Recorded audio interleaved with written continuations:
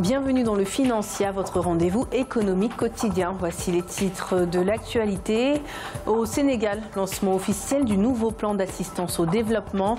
En partenariat avec les Nations Unies, le projet vise à poursuivre le processus de développement social et humanitaire à travers le pays.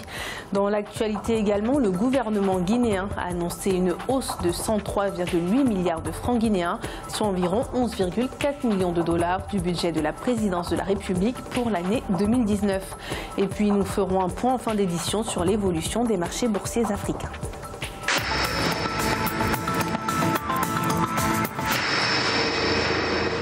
Au Sénégal, les prévisions de croissance économique sont au beau fixe, estimées à 6,8% en 2017 et 7% en 2018. Cette croissance est tirée par les secteurs secondaires et tertiaires, respectivement projetés à 7,4% et 7%.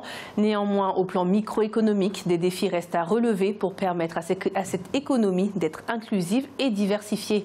Pour cela, une aide des Nations Unies est attendue. Des précisions avec Aïssatou Bari. Quatrième économie de la région ouest africaine, le Sénégal ne cesse de marquer des avancées positives en termes de croissance. La Banque africaine de développement estime à 7% le taux enregistré par ce pays en 2018. De bonnes performances qui n'empêchent pas pour autant d'entrevoir des défis en termes de croissance inclusive. D'énormes efforts devront être faits, par exemple, dans le domaine de la santé. Il faut pouvoir améliorer la santé des populations dans le domaine de l'eau. L'eau doit être accessible non seulement aux populations urbaines, mais aussi aux populations agricoles. Et il faut pouvoir maîtriser cette eau-là afin de pouvoir maîtriser l'agriculture. Selon la Banque mondiale, la pauvreté, bien que toujours élevée, semble avoir reculé ces dernières années au Sénégal. Des avancées ont été enregistrées au niveau du financement des petites et moyennes entreprises, mais cela reste insuffisant selon les experts. Très souvent dans les pays sous-développés, c'est les PME et leur financement. Ça pose d'énormes problèmes. Le problème n'est pas seulement du côté des banques, mais c'est aussi au côté des PME. Et il faut que ces deux entités qui sont obligées de s'entendre trouvent un terrain commun afin que les banques puissent financer les PME dans les meilleures conditions possibles et les PME puissent se développer en bénéficiant de ces financements-là. Les autorités sénégalaises ont annoncé la signature d'un plan cadre d'assistance au développement avec le système des Nations Unies. D'un coût estimé à 573 millions de dollars, ce plan à caractère humanitaire et social est prévu pour la période 2019-2023. Au Togo, 49% de la population vit dans l'extrême pauvreté.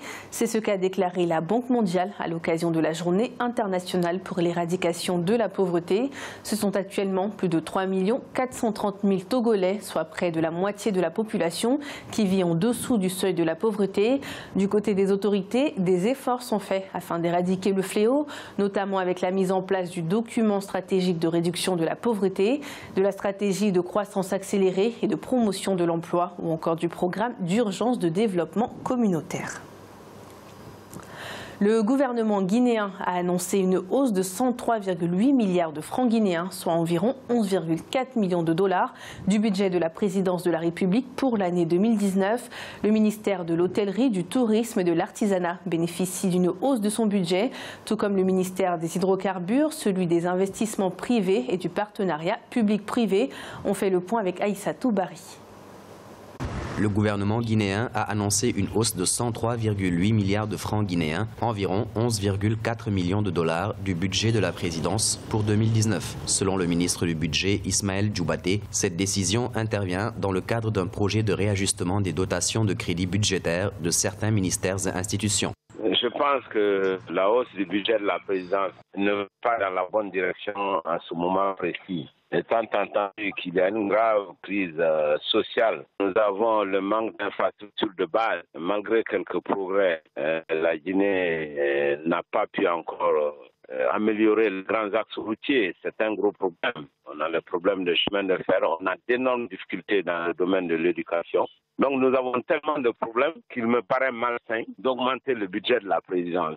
Estimé à plus de 41 millions de dollars en 2017, le budget de la présidence avait connu une augmentation d'environ 4,5 millions de dollars en 2018. La nouvelle hausse porte le montant global du budget alloué au palais Sékou Touré à plus de 57 millions de dollars. Le problème problème en Guinée, c'est la rupture du contrat de confiance entre les gouvernants et les gouvernés. Tous les mouvements qui n'améliorent pas cette confiance vont aggraver la crise que nous vivons. Il y a beaucoup de demandes d'enseignants qui ne peuvent pas être satisfaites par le budget. Nous avons beaucoup de demandes d'infrastructures, donc ça va dans le mauvais sens. Et ça va juste creuser encore la méfiance entre les dirigeants et le peuple de Guinée. Si d'autres départements ministériels ont enregistré des hausses budgétaires significatives, de nombreux défis restent à relever, notamment en ce qui concerne la revalorisation salariale revendiquée par le syndicat des enseignants et les restrictions budgétaires du programme de facilité élargie contracté avec le Fonds monétaire international.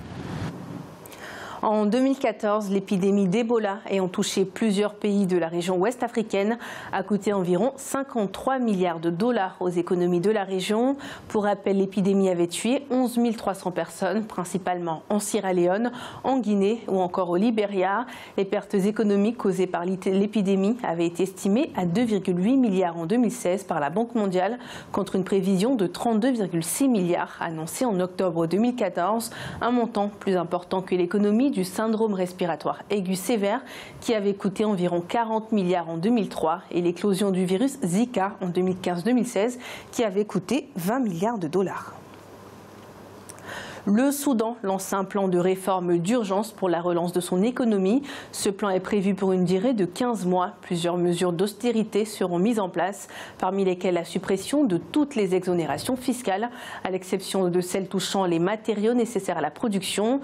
Plusieurs véhicules fournis pour les fonctionnaires, entre autres, seront également repris afin d'augmenter les ressources de l'État. Nous allons écouter la déclaration du chef de l'État, Omar El-Béchir.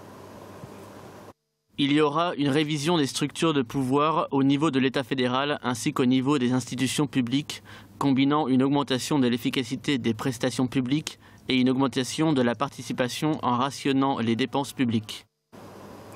Nous allons à présent faire le point sur l'évolution des marchés boursiers africains. En Afrique australe et dans l'océan Indien, l'indice de l'île Maurice était en hausse de 0,06%. La bourse d'Afrique du Sud baissait de 0,57%. L'indice de Nairobi était en hausse de 0,33% et l'indice Gaborone perdait 0,10%. En Afrique de l'Ouest et centrale, la BRVM d'Abidjan chutait de 0,41%. L'indice nigérian était en hausse de 0,44% et la bourse du Ghana perdait 0,14%. En Afrique du Nord, la bourse marocaine était en chute de 0,41%, celle de l'Égypte perdait 2,45% et l'indice tunisien était en chute de 1,03%. C'est la fin de cette édition du Financia. Merci de nous avoir suivis. On se retrouve bientôt pour un nouveau rendez-vous de l'économie.